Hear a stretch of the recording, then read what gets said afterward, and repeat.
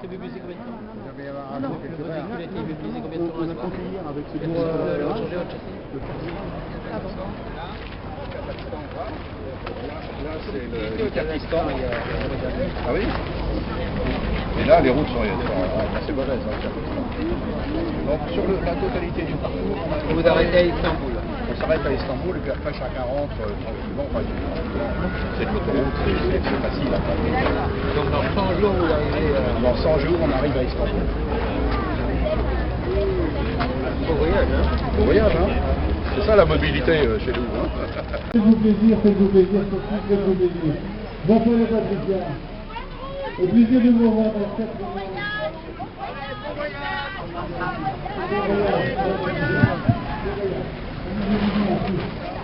une nouvelle de temps en temps quand même. Tout pour moi.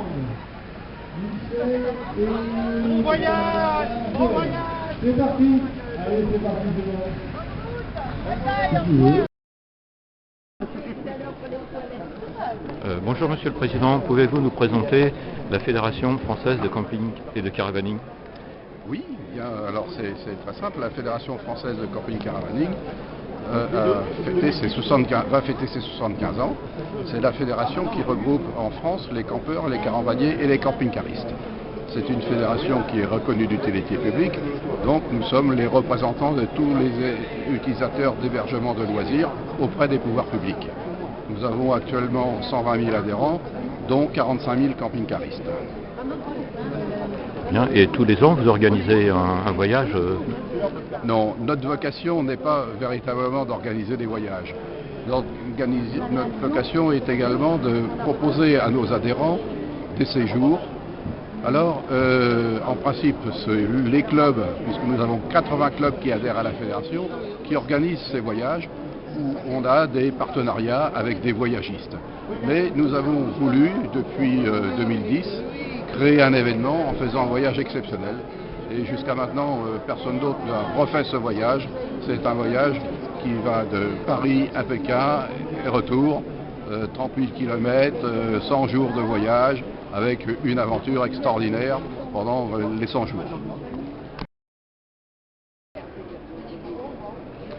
Bonjour Dédé, vous pouvez nous raconter comment ça s'est passé, le raid Paris-Pékin? Le Paris-Pékin 2010, oui, ça s'est passé super bien. Moi j'ai bien aimé, on a fait des rencontres super dans tous les pays. Problème mécanique, contrairement à ceux qu'on dit mécanique et carrosserie, moi j'ai changé un filtre à air en 3 mois. C'est tout ce que j'ai eu comme problème. Ceux qui ont eu des problèmes, c'est ceux qui n'ont pas écouté les consignes, qui roulaient n'importe comment, qui étaient en surcharge. Il y a des moments où il fallait rouler à 20 à l'heure, il y en a qui reconnaissaient qu'en passant à 90 ça roulait si bien. Entre autres, ce genre de petits soucis. Quoi. Autrement, merveilleux. Et vous avez été bien accueillis dans les différents pays? Mais des gens adorables partout. J'ai quelques petites anecdotes. Une en Russie, on était un petit groupe de 6. On a vu des jeunes Russes, ils étaient 18-20 ans. J'étais leur dire bonjour. Ils sont allés chercher un pack de bière pour nous payer un coup. Quand même. Et les Chinois? Les Chinois adorables. On a trouvé un jour dans un hôtel une jeune fille qui est venue nous emmener à la banque et faire des courses. Elle a pris au moins 1 heure sur son temps pour nous emmener faire ça. Donc j'ai fait une grosse erreur, j'ai donné un pourboire, ce qu'il ne faut jamais faire en Chine. Bon, je me suis fait pardonner après, nous avons invité le camping-car, c'est tout ce qu'elle voulait en fait. Et puis, moi je suis allé faire des footings, je courais régulièrement, je suis allé courir en Chine, en Russie, en Kazakhstan, en Ouzbékistan, tout seul, mais vraiment sans problème. Sans problème. Voilà. Et est-ce qu'il y avait des danses françaises à votre arrivée? Pardon, j'ai pas compris. Est-ce qu'il y avait des danseurs français à votre arrivée? Ah, des danseurs français là-bas? Non. Non, pas là-bas. Là-bas, on avait des danseurs chinois, mais ah, ouais. oui. Mais bon, c'est un voyage de rêve qui était à faire une fois. Par contre, faut être prêt à le faire. Il y en a plein qui ont oublié qu'il y avait une vie de groupe, qu'il y a toujours des petits aléas dans un voyage, quel qu'il soit. Mais il faut respecter, c'est tout.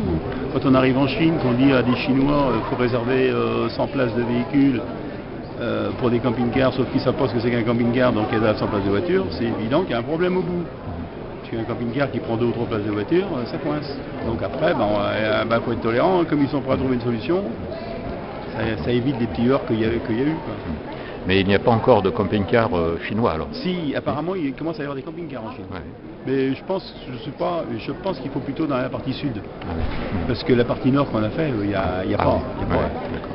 Il n'y a pas. C'est la campagne, c'est la deuxième Chine, quoi, disons. Ah oui. La Chine profonde. Et là, les camping-cars, ils en ont jamais vu.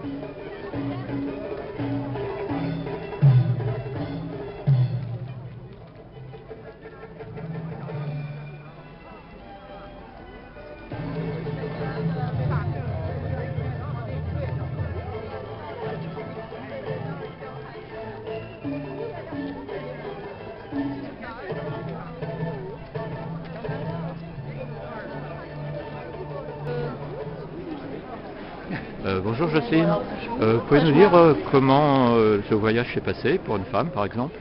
Moi pour une femme, comme pour un homme, il n'y a pas de problème. Je crois qu'il y a c'est la même chose entre une femme et un homme. Parce que la femme elle pense peut-être à sa lessive et tout, mais moi pas du tout. Sans ça, non, tout s'est bien passé. Aucun souci. C'est pas parfait parce que rien n'est parfait dans 4 mois de voyage.